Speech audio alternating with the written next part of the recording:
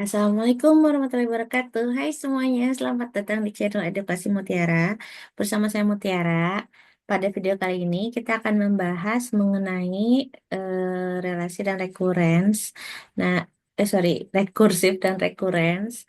Nah, pembahasan ini merupakan pembahasan lanjutan pada mata kuliah Matematika Diskrit. Nah, untuk pembahasan lebih lanjut dan supaya lebih memahami, mari kita lanjut langsung ke materinya ya. Oke, jadi ini adalah materi yang akan kita bahas sama-sama pada video kali ini. Temanya sesuai yang tadi saya sudah sampaikan adalah rekursi dan relasi rekurens. Ya, kita lanjut ke materi selanjutnya atau ke slide selanjutnya. Nah, sebelumnya kita juga harus tahu apa itu rekursi ya. Rekursi mungkin teman-teman ada yang pernah mendengar ataupun belum. Jadi secara pengertian, rekursi adalah sebuah objek itu bisa dikatakan rekursif jika ia didefinisikan dalam terminologi dirinya sendiri. Jadi dia menggambarkan dirinya sebagai dirinya dia sendiri, gitu ya. Proses mendefinisikan objek dalam terminologi dirinya sendiri itu disebut dengan rekursi atau recursion ya kalau dalam bahasa Inggris. Nah, rekursi ini kalau kita bisa lihat itu ibaratnya seperti kita sedang berkaca dalam kaca gitu. Jadi kita lihat di sini ada dua orang sedang ngaca dalam kaca, tapi dalamnya ada kaca lagi, ada kaca lagi, ada kaca lagi gitu ya. Nah, kalau ada di TV seperti ini. Jadi di TV ada lagi, ada lagi, ada lagi, ada lagi. Begitupun saya Mona Lisa megang fotonya sendiri atau lukisannya sendiri lanjut sampai kecil gitu ya. Nah, ini adalah sifat dari rekursi ya. Nah, di sini kita juga bisa tahu bahwa salah satu contoh dari bukti adanya rekursi itu kita sebut dengan objek fraktal. Objek fraktal itu adalah objek geometri atau pola matematika yang memiliki sifat-sifat yang sama dalam setiap skala ukurannya. Pola-pola fraktal dihasilkan melalui proses rekursif atau pengulangan karena dia berulang ya. Fraktal di sini memegang peranan penting dalam mempelajari dan memahami pola-pola yang kompleks dan berulang. Jadi, kalau bisa kita sampaikan dengan lebih sederhana lagi, objek fraktal itu adalah salah satu objek atau salah satu benda yang dia itu melakukan pengulangan, tapi pengulangannya dirinya sendiri gitu. Tadi kayak gambar, kita ngaca, kita sedang berkaca, tapi kita sendiri membawa kaca. Jadi, biasanya di pantulan kaca itu ada wajah kita berulang gitu ya. Nah, itu disebut dengan objek fraktal. Apakah objek fraktal ada di kehidupan kita sehari-hari? Tentu saja ada ya. Seperti apa saja contohnya? Nah, contohnya seperti ini. Misalnya, kalau dari segi tumbuhan, biasanya kan eh, dia akan mengulang ya. Bentuknya sama. Misalnya daunnya itu akan sama. Contoh kayak gini. Ini dari yang kecil ke yang besar gitu ya. Nanti atau dari yang besar dia akan memunculkan tunas-tunas yang baru bentuk yang sama. Lalu seperti ini bentuknya, macam-macam ya. Seperti ini. Ini ada sayuran juga seperti ini mungkin kalau di Indonesia mungkin nggak semua orang mengetahui ya. Ini namanya artichok. Nah, di sini ada rumah siput ya.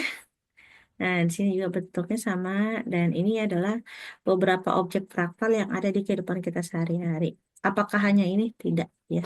Banyak banget. Tapi dia ibaratnya menggandakan dirinya sendiri gitu dalam jumlah yang banyak.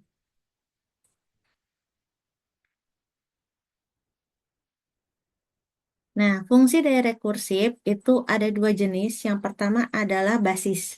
Basis ini adalah bagian yang berisi nilai fungsi yang terdefinisi secara eksplisit. Biasanya kalau basis itu gambarannya adalah titik awalan, gitu. Titik awalan di mana proses itu bisa berulang. Biasanya kan kalau berulang itu pasti ada startnya dulu ya, ada awalnya dulu. Nah, basis itu adalah sebutannya gitu. Bagian ini juga sekaligus menghentikan rekursif dan memberikan sebuah nilai yang terdefinisi pada fungsi rekursif.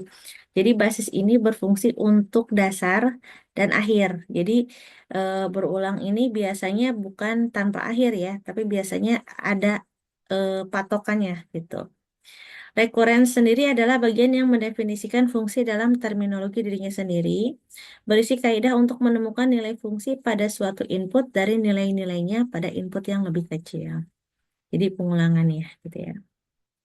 Kita contoh ke soal aja ya, supaya lebih paham teman-teman mahasiswa. Mari kita bahas contoh yang pertama.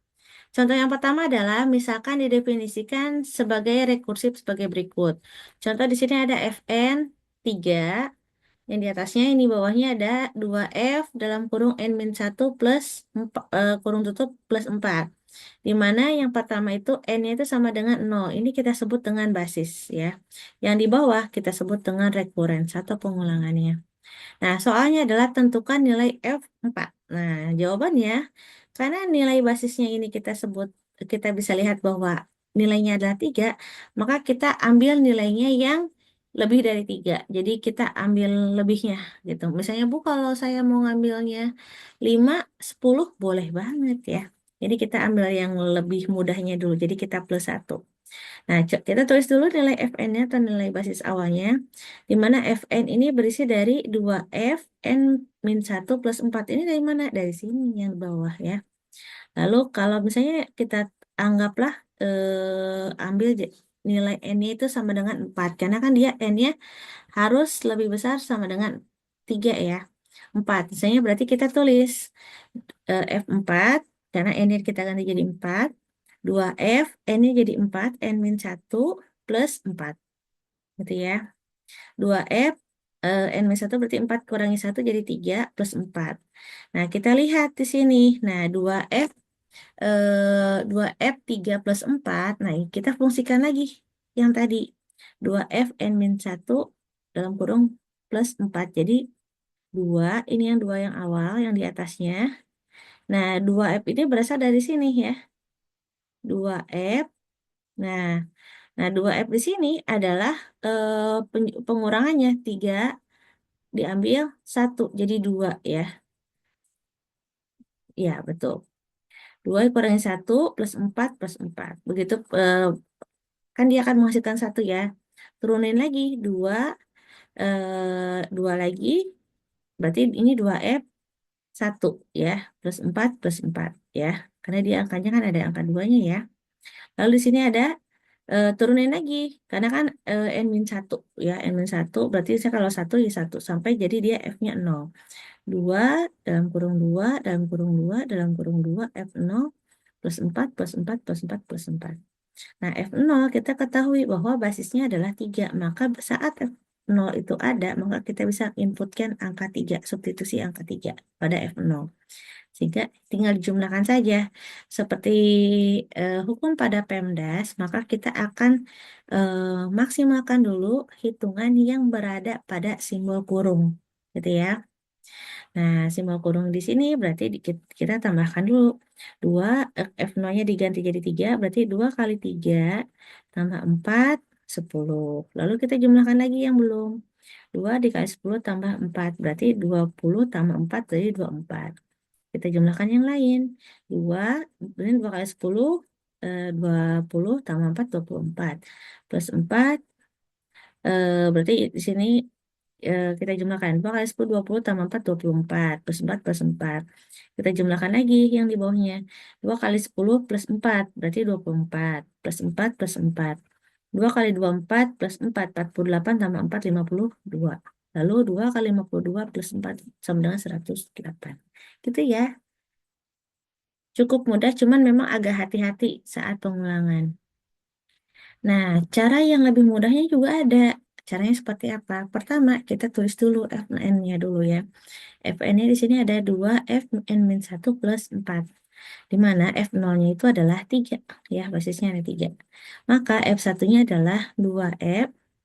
Karena di sini kita tulis angka 1 dulu, jadi dia ini kebalik ya. 1, sini berarti 1 min 1, karena kan N-nya 1. Plus 4. Berarti jadi 2F0 plus 4. F0 diketahui bahwa angkanya adalah 3. Jadi 2 kali 3 plus 4 sama dengan 10. F2 berarti 2F 2 min 1 plus 4. Jadi 2F1 plus 4 sama dengan 2 dikali F1-nya adalah 10 plus 4 sama dengan 24. F3 2F 3 min 1 plus 4. Di mana 2F2 plus 4. F2-nya kita tahu bahwa angkanya 24, sehingga 2 kali 24 plus 4 sama dengan 52. F4, 2F, berarti 4 min 1 plus 4, berarti 2F 3 plus 4, atau 2 kali 52 plus 4 sama dengan 108, maka F3 sama dengan 108, gitu ya. Sorry, ini harusnya F4 ya, mohon dikoreksi. Harusnya ini F4 sama dengan 108. Nah, kita akan coba kembali contoh yang variatif yang berbeda, di mana pertanyaannya ini pertanyaan nilai faktorial ya. Faktorial itu ditandai dengan simbol tanda seru. Contoh yang kedua adalah nyatakan n faktorial dalam definisi rekursif dan hitung n lebih besar sama dengan 3. Solusinya, kita n faktorial kan sama dengan 1 kali 2 kali 3 dan n min 1 dan seterusnya kan. Dan ini n min 1 sama dengan n min 1 faktorial dikali n. Atau secara sederhananya, Fn ini kita anggap menjadi n faktorial. Maka kita tulis dulu basisnya ya. Basisnya di sini adalah 1 ya. 1 itu berarti n dianggapnya n sama dengan 0 adalah basisnya. Lalu rekurensnya kita lihat n dikali n min 1 faktorial, di mana n lebih besar sama dengan 0. Kita hitung dulu nilai 3 faktorialnya ya. Kenapa? Karena diminta n-nya itu lebih besar sama dengan 3. Maka 3 faktorial adalah 3 dikali 2 faktorial. Nah, 2 faktorial berarti sama dengan 2 kali 1. 3 kali 2 kali 1 faktorial. Lalu kali 1 faktorial berarti 1 kali 0 ya. Jadi mundur gitu angkanya. Intinya jadi dia 0 faktorial kan 1 ya. Berarti 3 kali 2 kali 1 kali 1 sama dengan 6. Nah, jawaban karena basis bernilai 1 dan nilai n dan nilainya itu lebih besar sama dengan 3, maka kita bisa substitusi nilainya.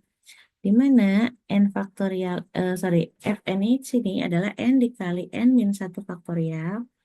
N-nya substitusi dengan angka 3, sehingga 3 dikali 3 min 1 faktorial, 3 dikali 2 faktorial. Nah, jumlahnya ini penulisannya aja yang berbeda ya, dibedakan ya. 3 dikali 2 2 kali ke 1 faktorial, atau 3 kali 2 kali 1, 3 kali 2 sama dengan 6. Jadi hasilnya adalah, nah, kita lanjutkan ke relasi rekurens. Jadi biasanya relasi rekurens itu sifatnya bersifat sekuensial atau dia berurutan ya. Nah, barisan yang bersifat sekurens atau berurutan, contohnya kayak A0, A1, A2, dan seterusnya hingga AN, dilambangkan dengan AN ya, yang di sini. Elemen barisan ke N yaitu AN dapat ditentukan dari suatu persamaan. Bila persamaan mengekspresikan AN dinyatakan secara rekursif dalam satu atau lebih term elemen sebelumnya yaitu A0, A1, A2, dan seterusnya sampai A-1, maka persamaan tersebut dinamakan relasi rekurens ya. Contoh, AN sama dengan 2N-1 plus 1. AN sama dengan AN-1 plus 2AN-2. AN sama dengan 2AN-1 min AN-2. Oke, kita lanjut ya. Relasi rekurens ini biasanya kondisi awal atau initial condition suatu barisannya itu adalah satu atau lebih nilai yang diperlukan untuk memulai menghitung elemen-elemen selanjutnya. Jadi intinya kita harus ada nilai basisnya dulu di awalnya dulu ya. Contoh, AN di sini ada 2A N-1 plus 1 sama dengan A0 sama dengan 1. Atau AN-1 plus 2A N-2 A01 dan A1 adalah 2 ya. Karena relasi rekurens menyatakan definisi barisan secara rekursif, maka kondisi awal merupakan langkah basis pada definisi rekursif tersebut. Nah, contoh lain dari relasi rekursif itu adalah barisan Fibonacci ya. Nah, barisan Fibonacci itu terdiri dari angka 0, 1, 1, 2, 3, 5, 8, 13, dan seterusnya. Dapat dinyatakan dengan Fn-1 plus Fn-2, di mana F0-nya sama dengan 0 dan F1-nya adalah sama dengan 1 ya. Nah, bentuk umum umum barisan Fibonacci dalam bentuk rekursif adalah F0 sama dengan 0, F1 sama dengan 1. Rekurensinya adalah Fn min 1 plus Fn min 2, di mana N-nya lebih besar sama dengan 2. Ini kita lanjut ke contoh aja ya, contoh yang ketiga. Nah, pertanyaan pertama pada barisan Fibonacci ini kita ditanya berapakah F5. Berarti N-nya sama dengan 5 ya. Nah, cara perhitungannya kita sudah tahu dulu di mana F0-nya sama dengan 0, F1-nya sama dengan 1. Maka kita bisa menentukan F yang selanjutnya yaitu F2. F2 sama dengan, ini F1 dari mana? F1 ini berasal dari F2 berarti 2 min 1 berarti 1 ya. Lalu F2 min 2 berarti 0. Berarti F1 plus F0. F1 sama dengan 1. F0 sama dengan 0. Maka 0 tambah 1, 1. F3 berarti F2. F2 berasal dari 3 min 1. 2. Fn min 2 berarti dia 1. Berarti 1 plus 1 ya. Karena F2-nya adalah 1. F1-nya adalah 1. Sehingga hasilnya 2. F4 sama dengan berarti F3. Dari mana? F3 berarti 4 min 1 adalah 4. 4 min 2 adalah 2. Berarti F3 plus F4, F2 atau 2 tambah 1 sama dengan 3. Selanjutnya yang terakhir adalah F5 ya. F5 berarti F4 ya. Karena 5 kurang 1, 4. Lalu 5 kurang 2 adalah 3. Berarti F5 sama dengan F4 ditambah F3. Atau 3 tambah 2 sama dengan 5. Maka jawaban dari F5 adalah sama dengan 5. Gitu ya. Kalau cara pengubiman ubin ya, dalam bentuk ubin, ini misalnya kayak gini ya, ada angka 1, lalu angka 2, angka 3, angka 8, 13, dan seterusnya. Kalau kita lihat polanya, kalau kita buat dalam sebuah garis, dia akan membentuk barisan Fibonacci atau bentuknya seperti rumah keong kayak gini ya. Jadi dia menggambarnya kayak gini. Nah, ini barisan yang selanjutnya. Gitu ya. Atau kita sebut juga dengan spinal Fibonacci atau perkiraan spiral emas yang dibuat dengan menggambar busur melingkar yang menghubungkan sudut-sudut persegi yang berlawanan pada ubin Fibonacci. Ini sumber dari Wikipedia ya. Atau seringkali barisan Fibonacci ini disebut juga dengan golden ratio. Nah, sebenarnya untuk materi mahasiswa umum sebenarnya udah sampai di sini ya. Tapi kalau untuk mahasiswa yang mengambil mata kuliah saya atau mungkin mahasiswa umum yang mau coba latihan, di sini ada 3 soal yang bisa kalian kerjakan. Soal yang pertama adalah misalkan F didefinisikan secara rekursif sebagai berikut, di mana Fn itu basisnya adalah 4 dan rekursifnya adalah 3 Fn-1 plus 5 ya. Nah, di sini lalu kita lanjutkan lagi. Nyatakan n faktorial dalam definisi rekursif dan hitung n lebih besar sama dengan 5. Dan yang ketiga adalah tentukan F0 dari barisan Fibonacci berikut. Tadi kan soalnya F-nya sama dengan 5 ya. Sekarang kalian tentukan sampai 10. Pertanyaannya gampang banget karena definisinya pengertiannya udah ada di pembahasan di slide selanjutnya. Slide sebelumnya. Gitu ya. Oke, jadi kurang lebihnya materi yang kita bahas mengenai rekursif dan rekurens itu sudah sampai di sini ya. Silakan kalian pelajari. Bila mana ada yang ingin ditanyakan atau didiskusikan, boleh ditanyakan di kolom komentar atau ditanyakan di email mutiara@wastokenchannel.ac.id. Ya, itu aja paling. Sampai jumpa di video-video selanjutnya dan jangan lupa untuk subscribe ya biar saya makin semangat bikin videonya. Di like, share, and comment. Bye bye. See you in our next video. Bye. Selamat belajar dan jangan pantang menyerah. Terus belajar ya, karena ilmu itu akan terus bertumbuh dan berkembang. Bagaimana cara kita untuk mengejarnya? Yaitu dengan cara belajar. Okay, see you. Bye. Salam edukasi.